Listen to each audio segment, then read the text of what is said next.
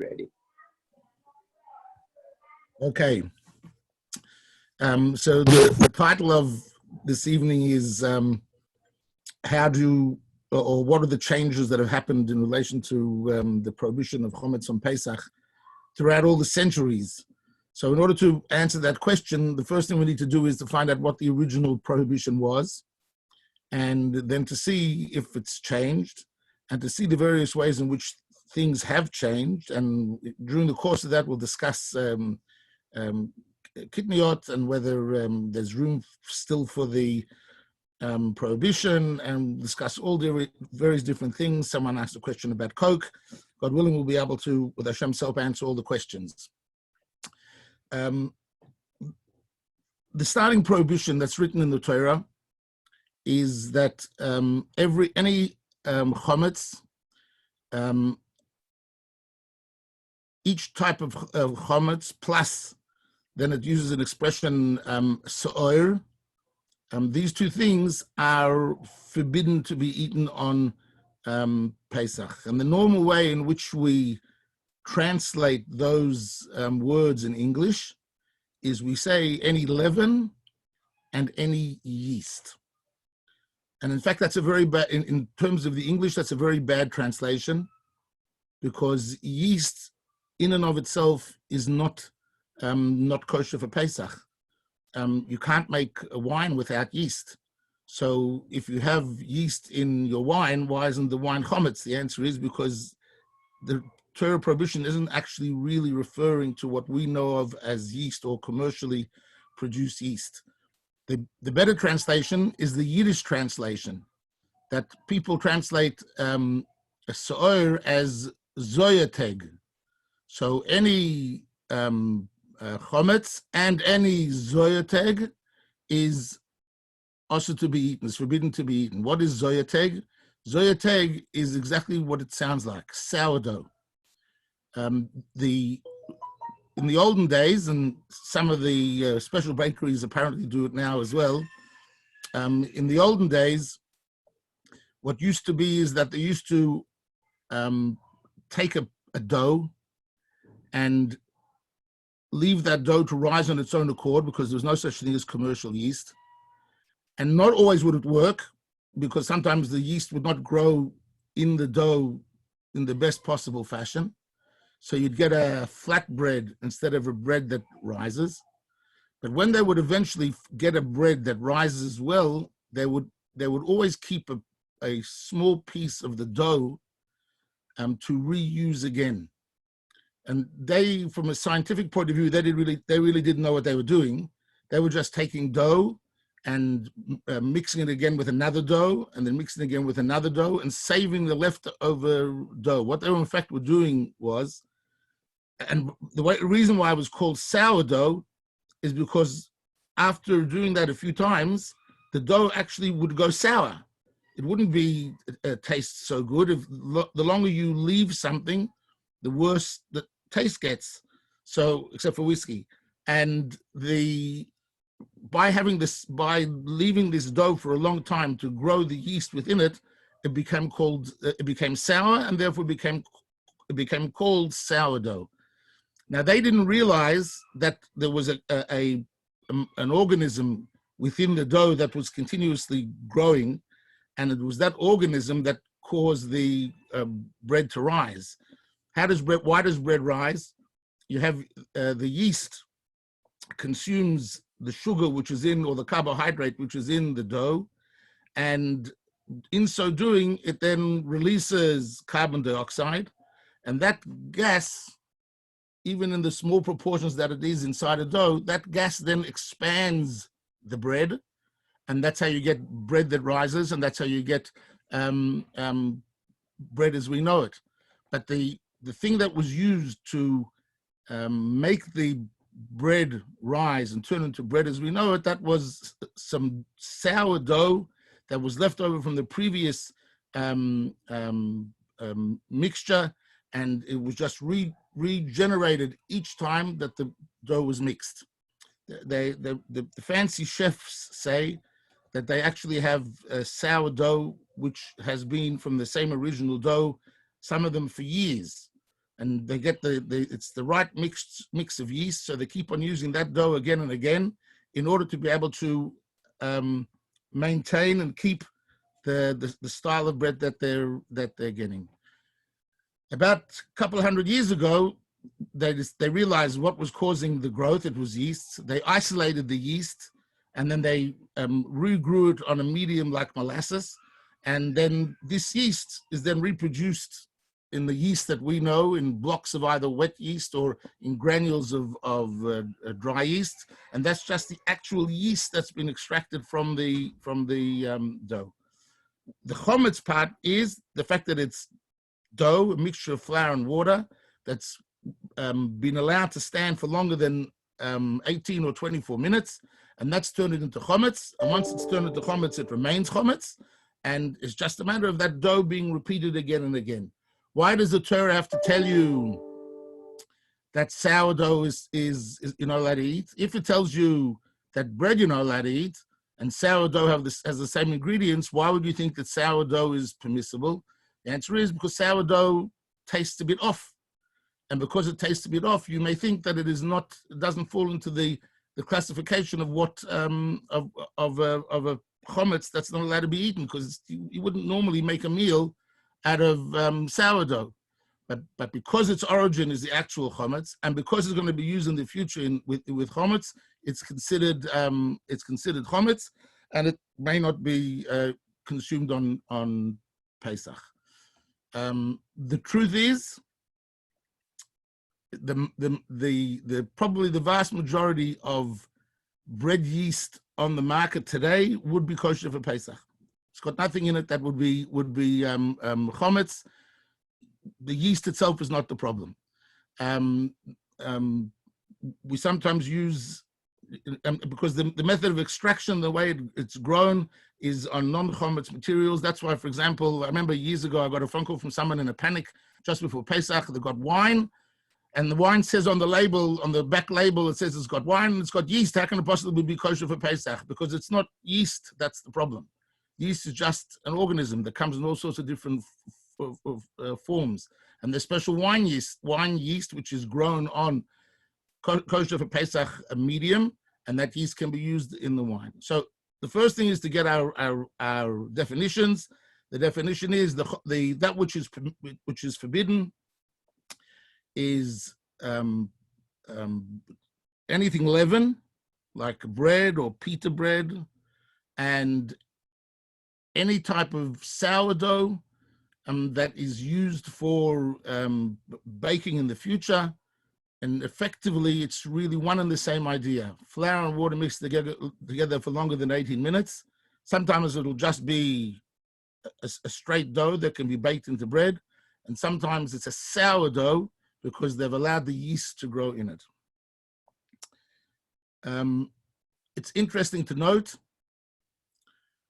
that when it comes to all, remember I mentioned earlier that there'd be a thought that maybe because the sour is not edible, therefore it may be permitted on Pesach because you can't really eat the sourdough by itself. The truth is that this principle is one that we widely apply, and we widely apply it in relation to just about everything outside of food. Let's say there's something which is, doesn't taste really any good. In fact, it's probably not fit for human consumption, and a person decides he's going to eat it. Right? The halacha is that because he decided he's going to eat it, that makes it forbidden, because he's turned it into being something edible. That only applies if the person actually eats it. But if the person wants to use it and not eat it, then there's no issue as long as it's inedible. So therefore, the question which we've been asked in these times now in relation to hand sanitizers, etc., whether whether the alcohol is Pesach or not Pesach. First of all, much of the alcohol or much of the ethanol in Australia is made from corn, so it wouldn't be a problem, and some of it is made from sugar, which also wouldn't be a problem. The only ethanol which is a problem is the ethanol which is made out of wheat.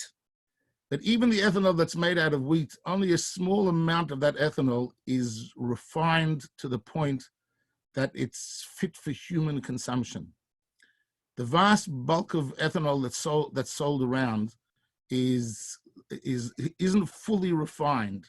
And so therefore there are certain things like methanol and others which remain in that alcohol that if you try to drink that alcohol, you'd probably die. And for that reason, the government doesn't place taxes on that type of ethanol. And so even if it's made from wheat, the vast majority of the ethanol that's around, even made from wheat, is inedible and therefore is not subject to the laws of Pesach. If you choose to drink it, you have a problem because then you're turning it into food. But if you're just going to use it on your hands or as a sanitizer, then there's no problem with it at all. Even if it would be 100% chametz ethanol, there are very heavy taxes on ethanol that's drinkable. It's called a wet tax and all sorts of taxes.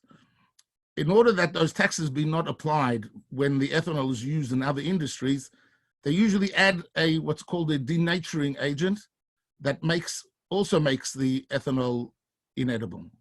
So even if the ethanol was made from wheat, it's almost certainly has been denatured, and you'll often find on the side of the bottles where they're listing the ethanol, they'll say alcohol and then D-E-N-A-T. So alcohol, D-E-N-A-T, is denatured alcohol, which means something's been added to it to make it inedible. Something that's inedible before Pesach, it's not a problem. You can use it for everything except for drinking. As well as that, most of the alcohol that's used is not even ethanol. Most of the alcohol that's used is isopropyl alcohol. Isopropyl alcohol it's poison. So also doesn't create a problem. So I would say 99.99% of all the hand sanitizers around on the market are made with an ethanol that isn't a problem, and they can be freely used on Pesach. They've always got something in them to make it smooth, to make it a bit soap-like. Even a drunk. See, one of the tests is what would an alcoholic do? So some of the things, some of the alcohols maybe an alcoholic would drink, but I don't believe you'll find a alcoholic guzzling down hand sanitizer, to get drunk on. It's just not possible. It's not gonna happen.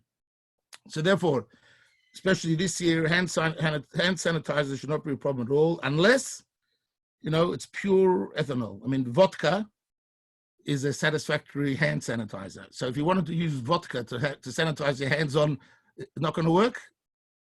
If you wanted to use vodka to sanitize your hands, you couldn't do that on Pesach, right? I'm not even sure if it worked because the percentage is usually 40%. I think you have to have 60% or 70% alcohol.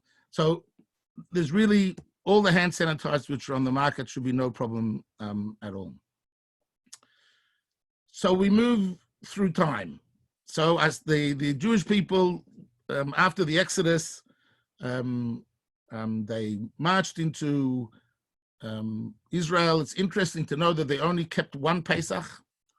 During all the years in the desert, they didn't keep Pesach. It was only the first year that they were commanded to keep Pesach. But after that, because they were traveling or whatever reason, Hashem didn't require them to keep Pesach. They kept the first Pesach they kept after Joshua led them into the land of Israel, and then it was Canaan. It was to become Israel, so they kept Pesach then. For the farmer, keeping Pesach was pretty simple stuff. You kept your wheat supplies. You didn't even have to get rid of them, because if you kept it dry through Pesach, you could even make flour on Pesach. You could bake your matzah.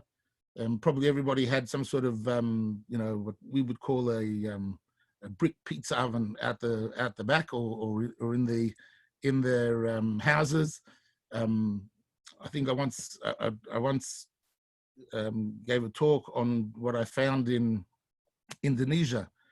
Indonesia, they have these types of ovens, the type of ovens that were used in the Talmudic times, and there was I put up side by side these Indonesian ovens with the ovens used in Talmudic times, the drawings and the reproductions, and they were identical. So they've been using the same ovens there for looks like thousands of years, and so you made your own matzah. How did you make matzah? You mixed flour and water, and you made sure that it didn't take more than 18 minutes till you got it to your oven. You baked it, and there wasn't much else that could really go wrong. Your wine, you made, stepped on the grapes and you made wine. Maybe you got some wine from the neighbor, and it wasn't that difficult. We go probably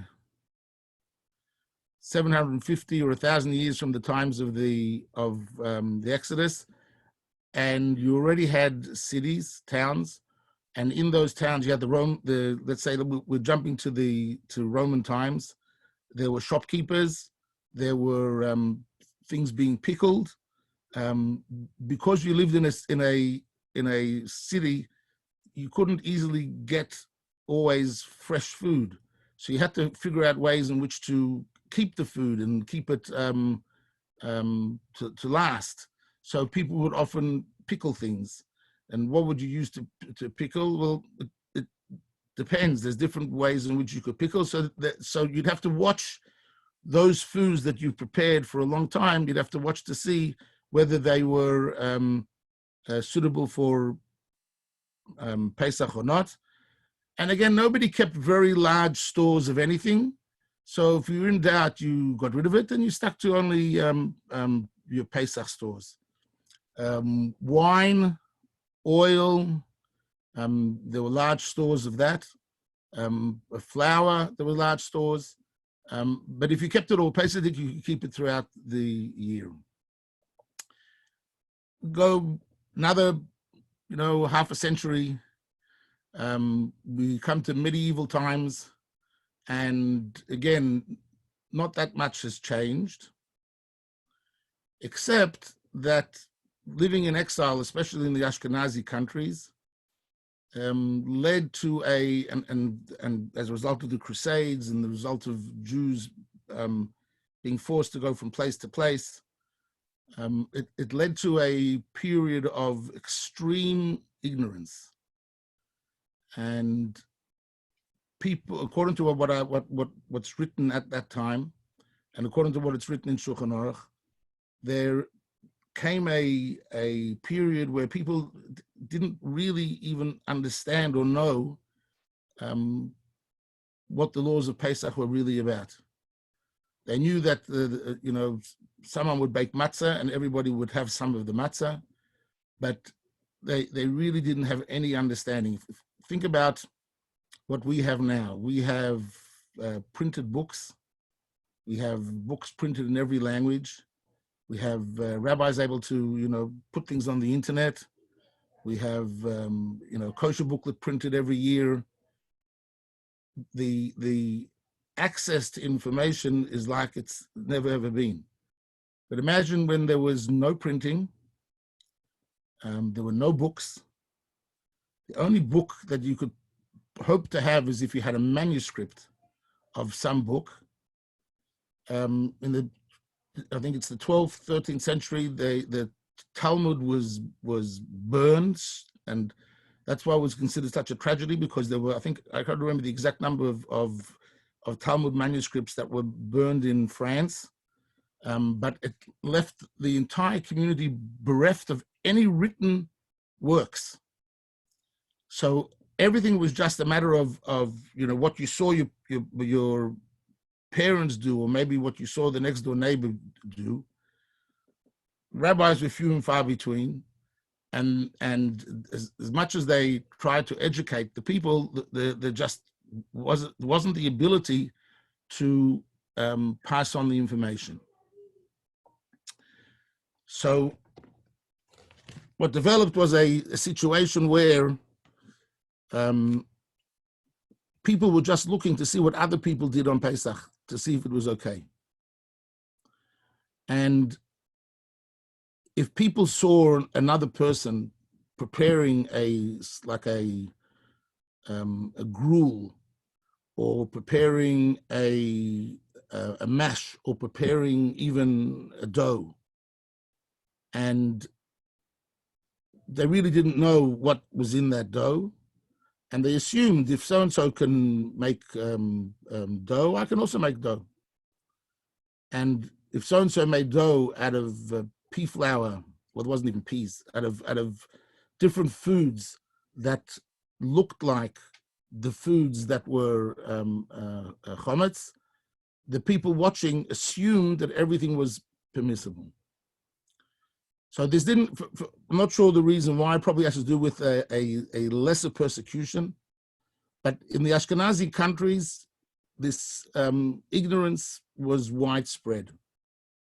We're not sure exactly when it began, but sometime in the 12th or 13th centuries, maybe a little bit later, there were communities where there was such ignorance that the rabbis had to say everything is forbidden in order that people shouldn't, by mistake, have the something that was actually chometz.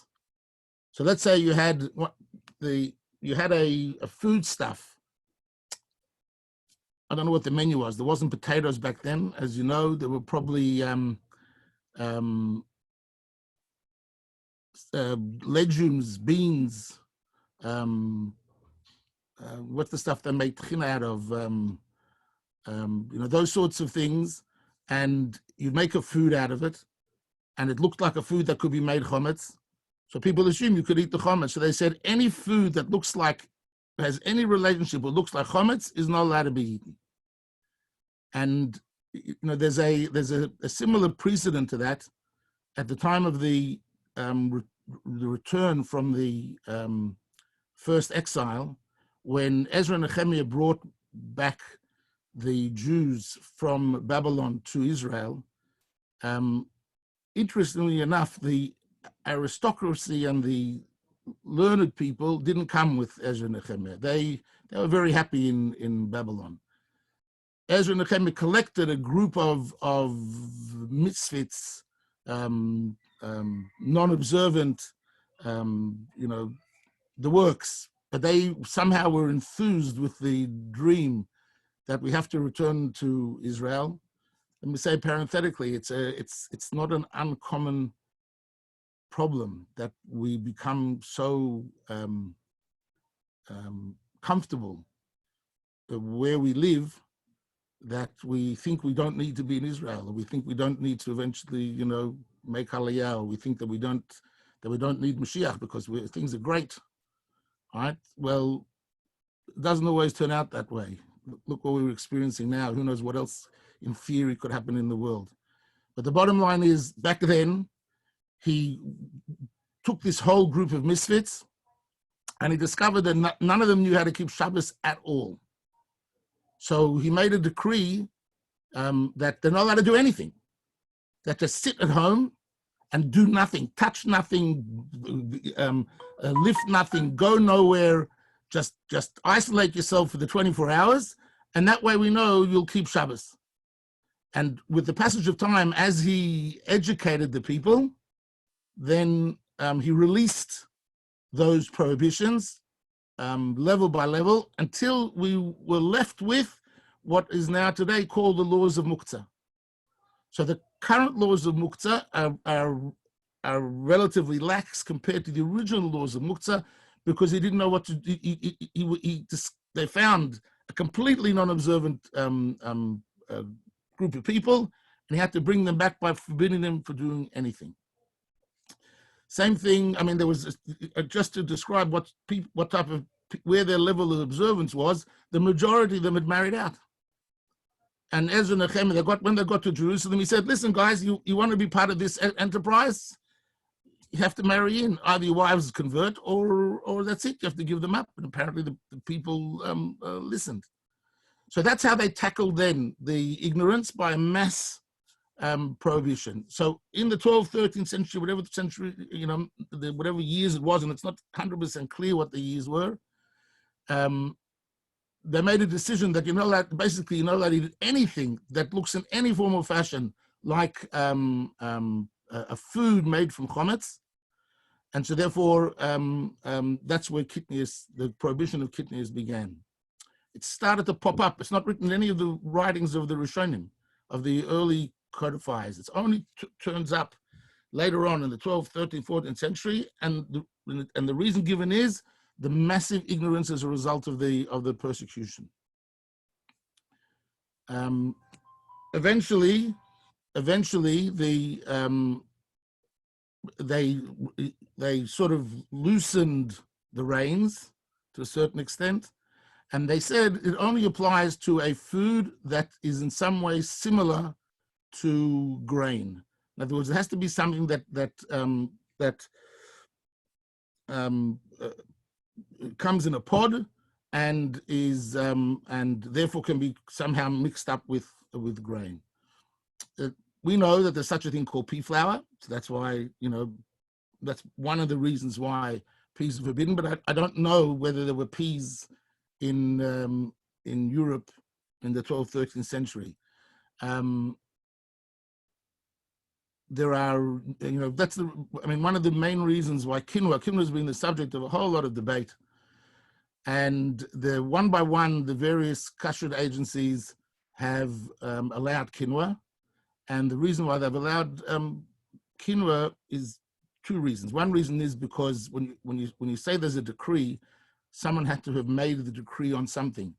Quinoa didn't exist in Europe at all, so therefore, how could there possibly be a decree? That's one reason. The problem with that reason is corn or maize. There's maize flour, there's corn bread. But there was no corn in Europe in the 12th, 13th. There was no corn at all until after 1492, because corn was an American food, a bit like the turkey problem. So therefore, but nevertheless, just as a matter of course, the inhabitants of America, because you could make cornbread, they took upon themselves that corn or maize is also kitniot. Quinoa.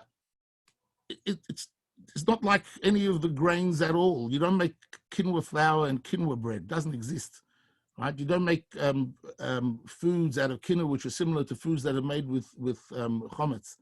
Quinoa is just this unique South American product, and therefore the vast majority of kosher agencies now consider quinoa not to be kitniot.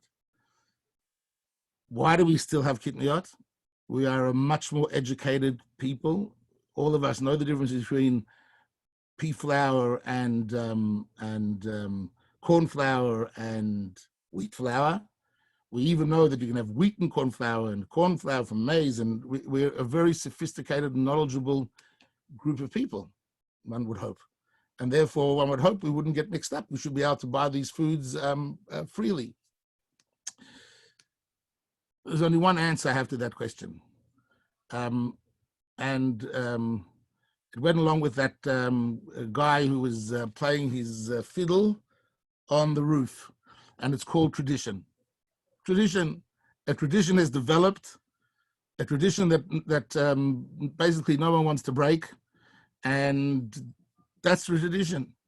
It takes a lot of effort for people to, or a lot of desire for people to say, okay, we've had a tradition for 500 years and now we're not going to have it anymore.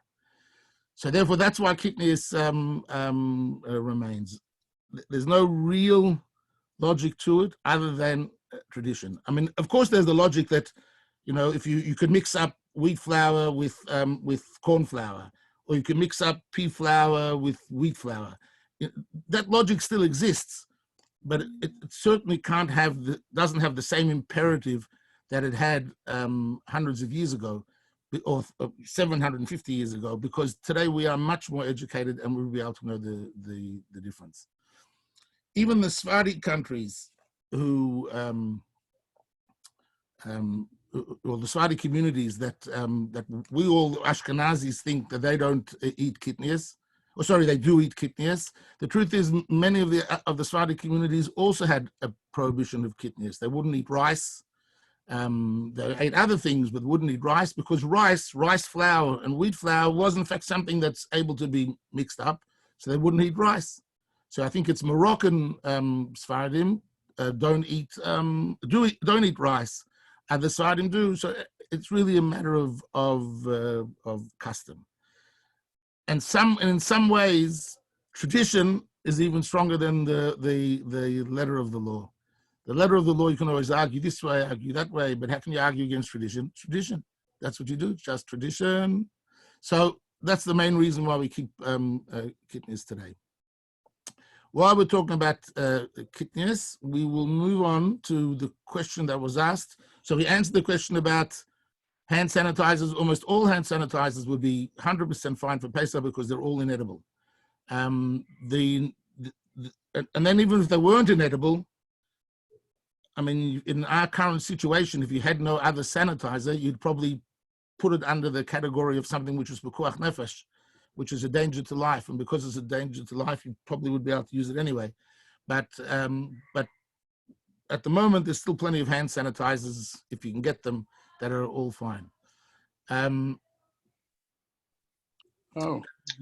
Question in relation to kitnius. Why do we still keep kitnius? It's tradition.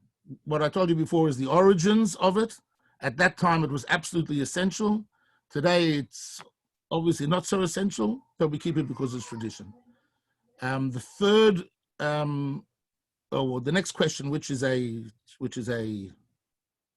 earth-shattering one, is why we can't have Coke in Australia, which is closest to Pesach.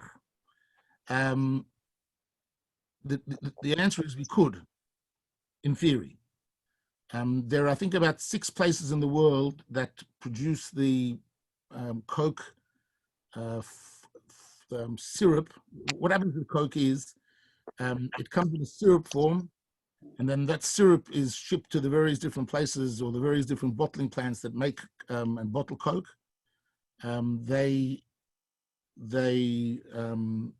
Each country has its place where it gets its syrup from. Israel, of course, gets it from Israel, and well, not exactly. Israel gets it partially from Atlanta and partially from Israel. And then at the bottling plant, they add water, they add sweetener, and they add color. Each of those 3 things can be problematic. First of all, in relation to the flavor itself, the syrup itself, obviously Coke is made up of a number of different flavors. Those flavors are usually suspended in a carrier.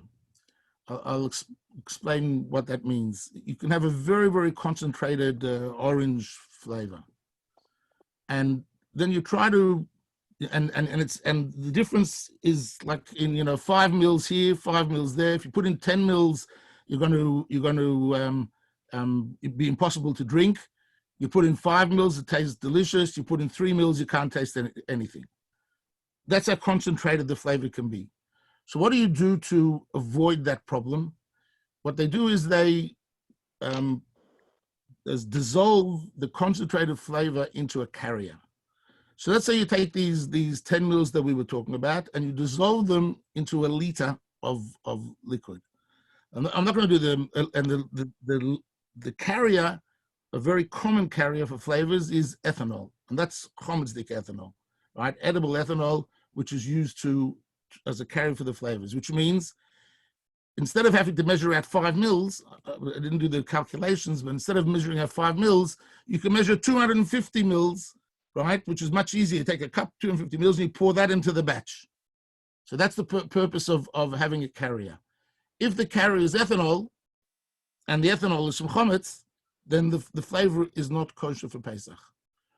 Now, there's a special thing that you have to know about Pesach as well, is that in advance when you're preparing something, if something chometz falls in, then it can be nullified by 60 if it falls in by mistake. If, however, it doesn't fall in by mistake, but you put it in purposefully as part of the formula, according to many Rishonim, the early codifiers, it never becomes nullified because it's part of the original formula. So if ethanol is part of the original formula, that flavor will never become nullified. It's chometz and chometz forever. So that, and that's besides the fact that it's questionable whether you can add chometz to a foodstuff, relying on the fact that it should be nullified and then using it on Pesach. So that's one problem, is the flavors themselves, the carriers themselves that are in the flavor. And for that reason, in Israel, they go to Atlanta, as well as to, I think, another place where they oversee the production of the flavors, and they make sure that the flavors are 100% kosher and kosher for Pesach. Usually the carrier will be something called propylene glycol, which is a chemical which is not chometzdik at all. That's one problem. Let's say we resolved that problem and we got hold of some of that original kosher for Pesach syrup. Our next problem is going to be the sweetener. In Australia, the sweetener is not a problem. It's sugar, and sugar is not a problem. But in other parts of the world, the sweetener is corn syrup. And if the sweetener is corn syrup, then you have a kidneys problem. Whether we're assuming that kidneys for all of us Ashkenazim is forbidden. So that's the second problem, is the corn syrup. And now comes an even more difficult problem, which you wouldn't even imagine. And that is, if you look on the side of the bottle of a bottle of Coke or a can of Coke, in the ingredient panel, it will say water, sugar, flavors, and then you'll have the number 150 color, right?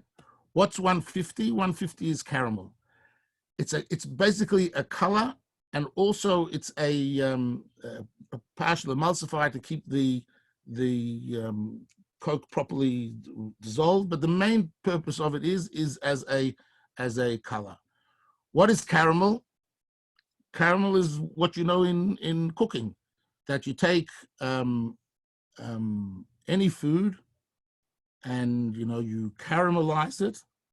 What happens when you caramelize the food? If you caramelize the steak, if you caramelize whatever it is that you're caramelizing, you get it becomes a bit sweeter, and you get a coloration of brown. If you take sugar and you turn it into caramel, you take the sugar, you melt it, right, and it goes brown. If you want to make commercial caramel, and the vast bulk of commercial caramel in Australia is made this way, you take wheat and you heat the wheat, and in the presence of an acid, because that helps to stabilize it, you heat the wheat caramelizes, it leaches out, the carbohydrate turns brown and leaches out a whole lot of brown coloring. And that brown coloring, 150, if it's made from wheat, is 100% chometz. And if you've got 150 in the Coke, and you can't get 150, that's the right 150 made from sucrose, and it's not usually made from sucrose. Why isn't it made from sugar? Because sugar is expensive. Wheat and corn aren't expensive, so they make the caramel either from corn, but in Australia most of the time from wheat, and you have chometz, actual chometz in the place. So if we wanted to make a batch of kosher Pesach Coke, I think they once did it not too long ago, about 10, 15 years ago they did it once. If you want to get a batch of Coke, we'd need to get the flavor mix from Israel or Atlanta, 100% kosher Pesach. We'd have to make sure we're using sugar sweetener. Okay, in Australia that's not a problem. We'd have to make sure that the caramel is a Pesach caramel, and then the rest is easy. So it's just a matter of, it's not just a matter, but you also have to convince Coke that it's a worthwhile thing for them to do. Once they wanted to produce Coke here using that syrup, and the Coke didn't want to, Coke sort of closes an eye to the fact that we bring in all this kosher Pesach Coke from Israel, because theoretically, you're not supposed to bring one country's Coke into another country. But if you're desperate for Coke, the way to do it is to go to Krinsky's or wherever else that you buy your Pesach foods, and hopefully the boat has come. Every Pesach the boat is delayed till it's after Pesach. That goes. Never any margarine, never anything, because it's all delayed. The boat didn't arrive. Why can't you order the boat earlier? There's always a million reasons why I can't get the boat on time. But if the boat got on time, you'll be able to get your Pesach problem. So that's the story with Coke. So now, let me see if there was another question. Just one moment. I might disappear for a moment. I can tell you, Rabbi, because I sent back with the question, was that we've seen this year a lot of the, the CAA, along with a lot of other Kashrut organizations around the world, have created certain leniencies. And I'll say that in certain countries, like, for example, the London has... They allow yogurt, and they allow... tuna. And I know that all the tuna comes out of Thailand. So I assume... Well, it's not just Thailand, it's quite a few places, but yes, Thailand. Okay. The answer to that question is... I'm sure the London Bethtin their guidelines. I'm sure they've checked everything, including the yogurt, and what they've chosen is good for their community. I have a problem with the yogurt. The problem I have with and first of all, we have to be able to assess how disastrous is the situation here, in terms of whether there is or isn't a shortage of food, and whether we're able to go out to get that food. As way I understand it, the restrictions in the UK are very, very strict, and it's even hard to go out and get food. You saw that we did give out a long list of things that I believe are fine to have. The reason why I didn't put on yogurt is largely because of the culture. And because of the fact that it can be made in the same utensils as other yogurt, which may not be Pesachdik. The culture may or may not be kosher Pesach. You'd probably argue that the culture in and of itself is not edible, and as such, it should be okay. It really depends what the companies that are growing the cultures, what they're doing. Our cultures here are coming from a company in the United States, mainly a company called Chris Hansen. Some of the stuff is coming from DSM, and I'm not sure of every company where it gets its cultures from, but those are probably the two main suppliers in Australia. And I believe the medium and the culture is problematic for Pesach. If there was no other food, I could probably say it's all nullified, but I don't think there's not enough food. In contrast to the UK, the cultures are probably coming out of France. I've forgotten the name of the company, but there's a company in France. There's also the parent company of DSM here in Australia. I've forgotten what they're called, and it could very well be that the principal source of the cultures in Europe. And in fact, I know that there's a culture manufacturer also in the UK where a colleague of mine from London Besdin works. So it could be that they have a different makeup of their cultures, and therefore they feel more free to be able to allow it. I was just too worried about the culture. The same in relation to tuna fish. Tuna fish, I know from my experience in actually in New Guinea and in some parts of Thailand, that they actually use with the tuna fish, they use a carbohydrate. It's not listed as part of the ingredient. It's just part of it sort of protects the product while it's under canning, and I was just too concerned as to what the potential of what could be in the tuna.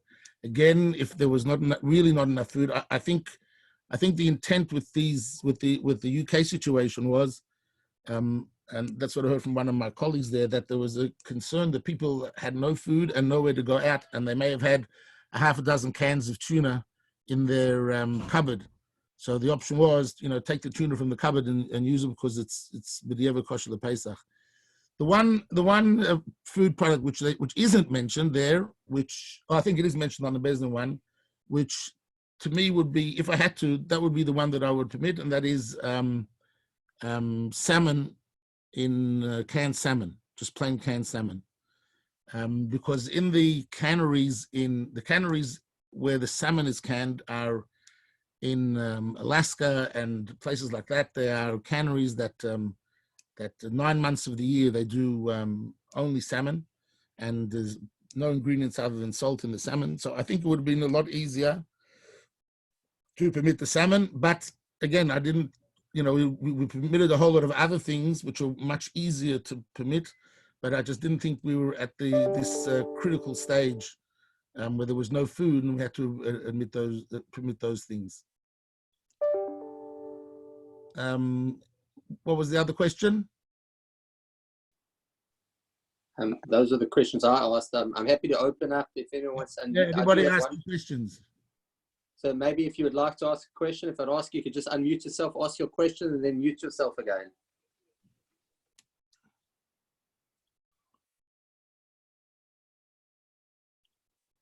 All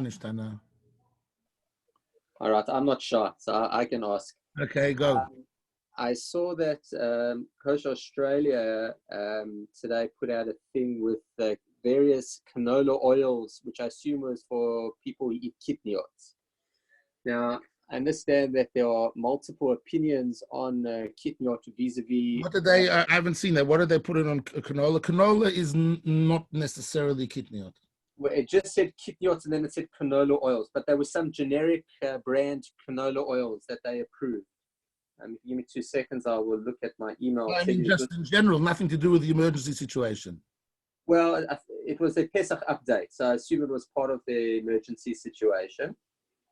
But it was, give me 2 seconds, it was, it says kitnios, the following canola oil packed or product of Australia with A or C or QC, best before dates are chametz free.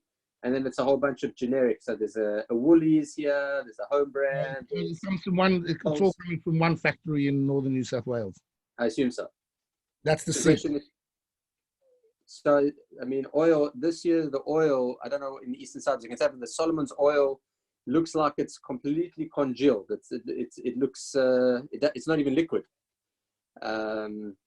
So it'd be a great, it's under the heading of kitnios here. That's the only reason I ask it. But I just suppose the two things is, one is, can we go with this? And two, what's the kitnios situation? Well, obviously, if it's kitnios, they're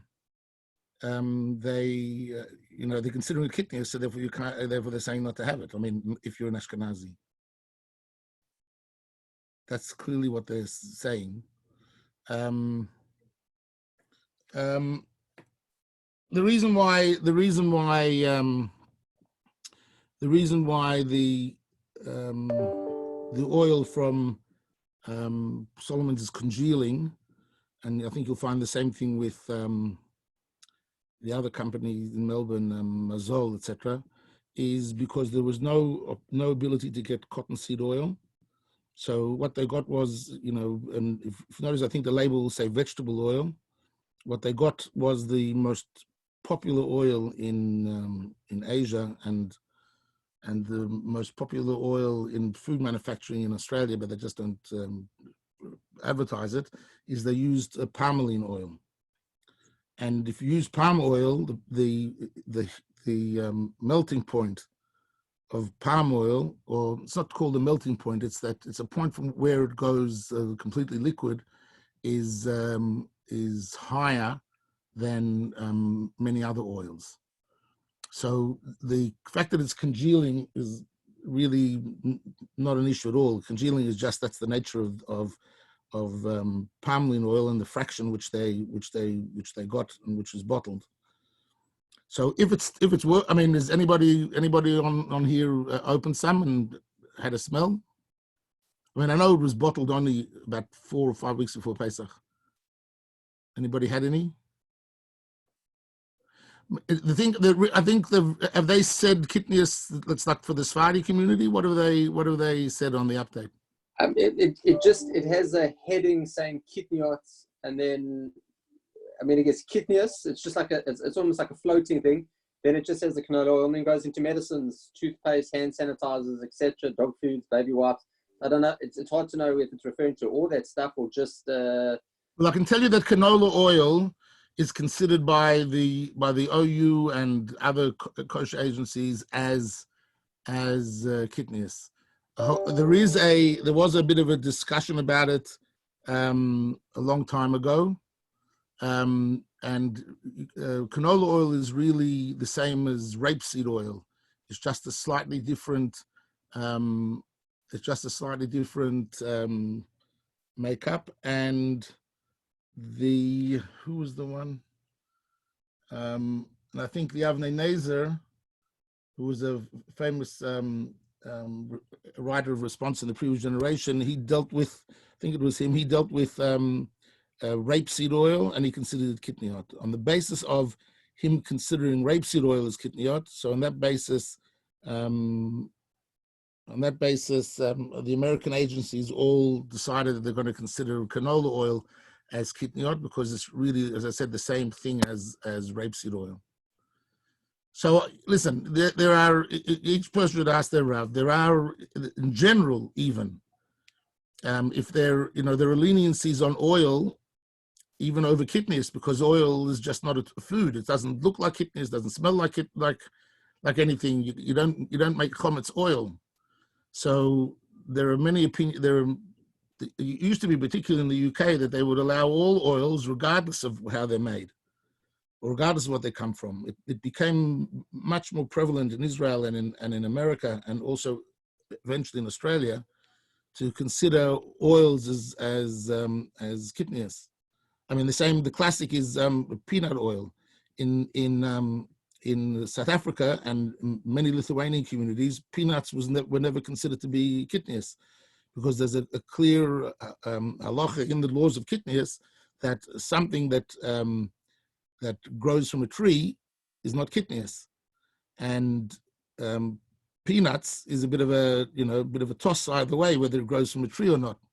Right, so there are many communities in Lithuania that consider kitnius to be considered peas to be not kitnius, but in the rest of Europe they considered it to be kitnius. So Moshe Feinstein, for example, has a response where he says that he considers peanut oil to be kitnius, but South Africa considers peanuts not to be kitnius at all, and rightly so, because that's the Lithuanian custom. That's where everybody there came from. Well, I often get the question, why do we not allow peanuts when South Africa does?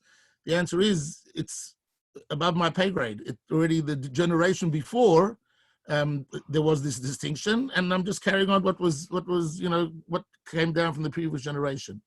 So even in peanuts, so there used to be some people, in fact, I think the Melbourne Bethlehem used to do this, that because peanuts is in itself a questionable, so peanut oil should for sure be good. And I think the London Bethlehem also used to do that.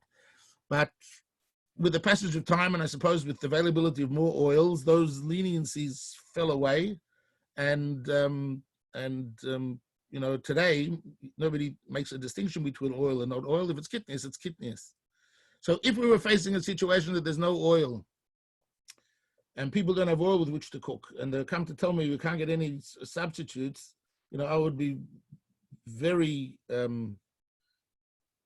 predisposed to say canola oil is okay, right? Because canola isn't rapeseed; it's a different thing, and it's not edible. The reason why we allow cottonseed oil is because cottonseed is not edible, and the truth is that rapeseed is not edible, and canola seeds are not edible. If you eat canola seeds, you probably die if you ate too many of them, because the body doesn't digest them properly.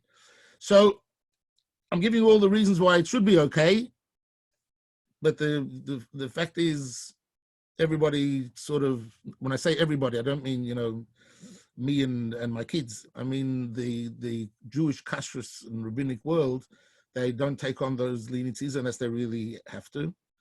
I mean, if we were really short, we didn't have any there was any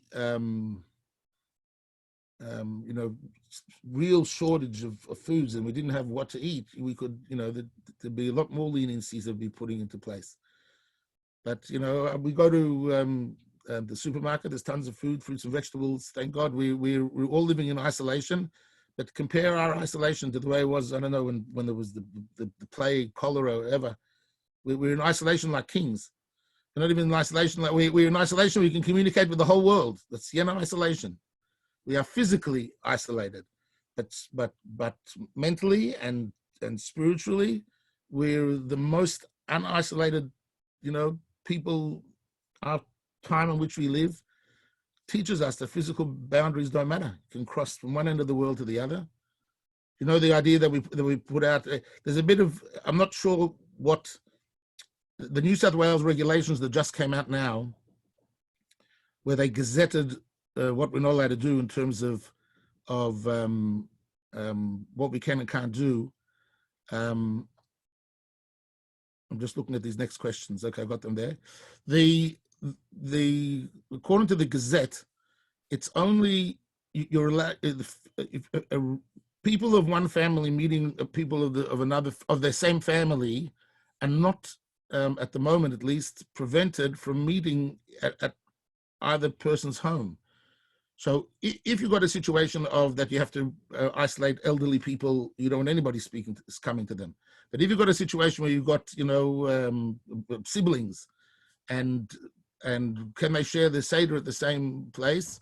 It seems from the regulations that there were gazetted today that they can, and you can have a Seder with siblings. But let's say you can't. Let's say you can't be with the grandparents. You can't be with anybody. And the true advice is that you just have to isolate as much as you can. And you can see, compared to what's happening in the United States, the Jewish communities failed dismally in self-isolation. They didn't close shuls when they should have. They didn't stop minyanim when they should have.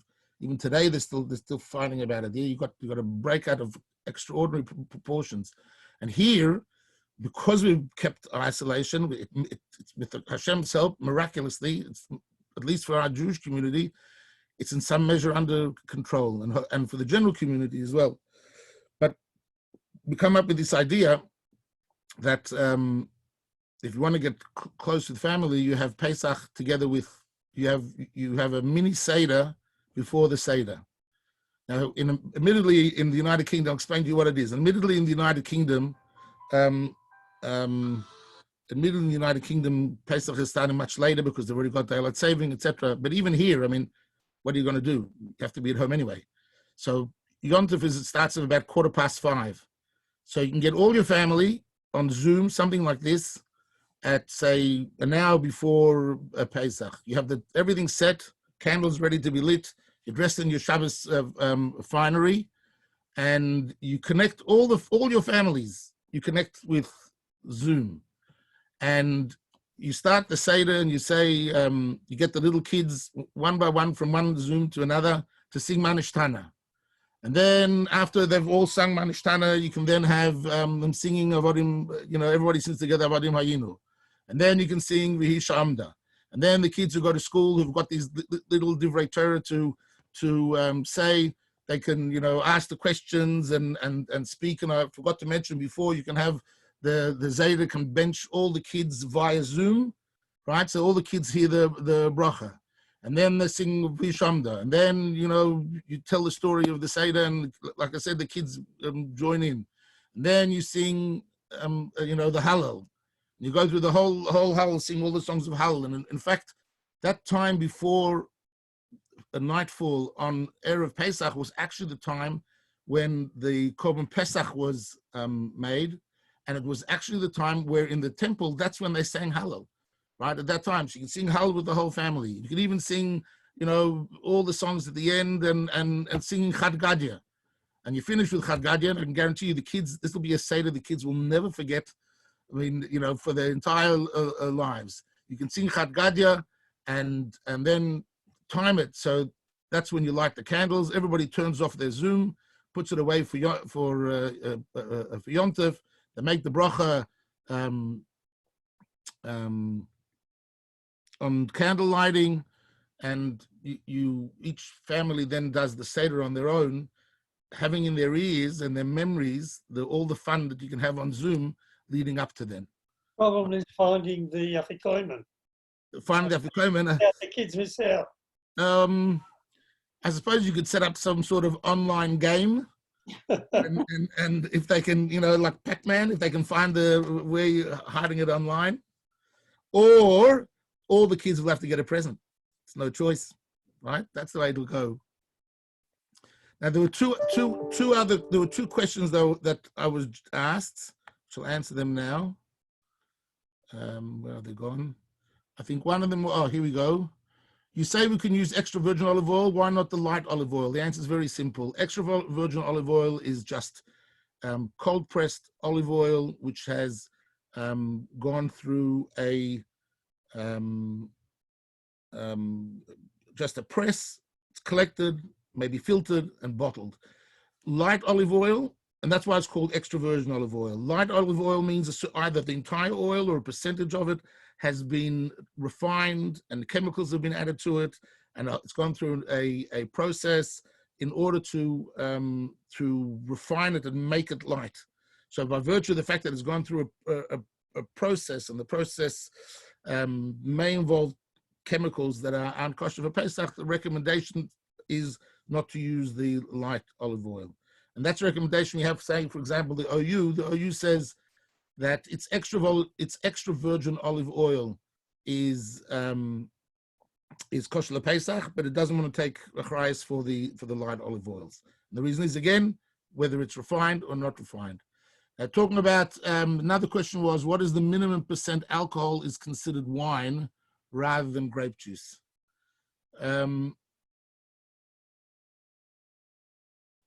I don't think in theory, I don't think that there's a percentage, but it will depend on how the grape juice is alcoholized, or I'll explain. Wine is, halakhically, wine is, you crush the grapes and that's it, that's already wine. Why? Because it still has the potential to ferment and turn into wine. So even if it hasn't yet fermented, it's still 100% kosher to be used. Grape juice is pasteurized, and the pasteurization kills any yeast. There's that yeast again, kills yeast that's in the grape juice, and it prevents the grape juice from fermenting. So once you've killed it, you've killed it. When you then add wine to it, there's a question whether adding the wine to it now turns the whole, because once you add the wine, the rest of the grape juice can also ferment, because you've now introduced a yeast, but you haven't really introduced the yeast, because the wine is usually also mevushal, or it's fermented to such a state that there's no longer any yeast in the wine, because if there was yeast still in the wine, it would taste like, you get a yeasty taste, and then it wouldn't be a good wine, wouldn't be able to be sold. So what do? The truth is that almost everyone rules that pure grape juice is 100% fine from the Seder. If you've got a problem with alcohol, or if you can't tolerate the alcohol, grape juice is 100% acceptable. You want to have a bit more, so that you add a bit of wine to the grape juice, which is for sure better than just plain grape juice. But the real wine to get is the Moscatos and the Malvasia and those types of wine. They don't. What happens with them is they start the fermentation process, and then they chill the wine immediately, and the chilling stops the fermentation process. They then filter out any excess yeast that's still in there, so it's not going to further turn into wine. It hasn't got the bad taste, but it has naturally accrued some alcoholic flavor to it. once it's naturally accrued alcohol, it doesn't matter where you stop the process. The fact is it's 5%, so it's wine, right? And they can't keep it as low as 2% or 3% because they haven't got that much control. So that's why they get it to about 5 or 6%, and that's already fermented wine. They stop the fermentation process. So that Alpidin, if you want to have the extra stringency of having a wine with an alcoholic taste, that's the wine to get. It's also very dangerous, that wine, because once you start drinking it, you can't stop it. It tastes like lolly water, but it's what's it called? It's what's the brand names? Bartonura, Moscato, Bartonura, Malvasia, Tepperberg, white Moscato, Tepperberg, red Moscato. When I was younger, I couldn't have fully wine for the Seder. I couldn't cope with it. When they came out with these wines, then it was just like a mechai. It's completely different. You can have full wine and you don't have any problems. Just for interest's sake, I think the first or second time I made kosher wine for Kedem, and what happened was that the fermentation process began, and I was there for about half a day, and I was going back, and I said, where is this up to? They said it's up to 5-6%. So this was before I even knew about these other types of wines. It got to 5-6%. I said, what happens if I take wine from it now? He says, well, yeah, you'll have to settle it, let everything fall, but it'll be delicious. So I took it. It's about 3 weeks before Pesach. I froze it to stop it from fermenting. The day before Pesach, I made a huge mess everywhere by filtering this wine, and it was the most delicious wine that I ever had for Seder. So if you've got an alcohol problem, the place to go to is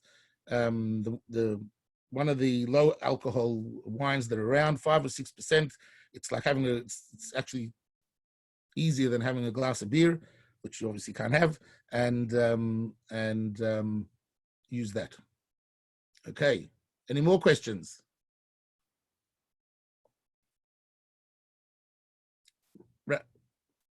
Shkoyach, I think it's a late night. I'm sure Okay. that I think you've got another one on Facebook happening for people if they'd like to benefit. But just like to thank you, Rabbi Gutnick.